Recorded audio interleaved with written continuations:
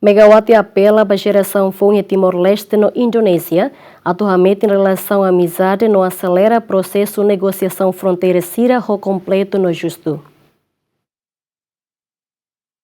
Lihusi discurso durante a visita ao Palácio Presidencial Quintana, ex-presidente da República Indonésia Megawati, husu bazau vencir ia Timor-Leste no Indonésia, atualmente no ha força amizade nebe ia ona, no luta hamutuk ba futuro diak nação ruanian. Megawati afirma wanhi resolve vencir ia amizade nebe diak, bele halais processo hotu-hotu, liu kona ba fronteira entre Timor-Leste no Indonésia ho fácil completo no justo. Saya ingin berpesan kepada generasi muda kedua negara, jangan biarkan persaudaraan ini hanya hidup sebagai kenangan para orang tua belaka. Perkuatlah proses pelembagaan, semangat, ide, dan cita-cita masa depan. Lembagakanlah persaudaraan ini, misalnya dengan mempercepat perjanjian perbatasan yang tuntas dan adil, melalui pertukaran mahasiswa dan guru, kerjasama antar partai, antar parlemen, dan antar perempuan,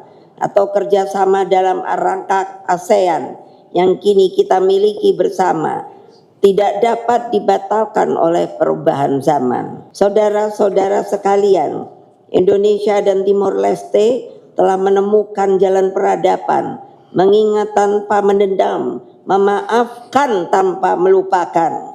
Kita mengingat agar tidak terulang, kita memaafkan agar dapat berjalan. Kesemuanya menjadi bukti hidup bahwa luka sejarah dapat diubah menjadi persaudaraan yang kuat, yang ditopang oleh keberanian moral dari dua negara yang memang ditakdirkan untuk bertetangga. Dari Dili, kota para pejuang, marilah kita kabarkan kepada dunia bahwa meski kini kita hadir sebagai dua negara, namun kita disatukan oleh cita-cita bersama.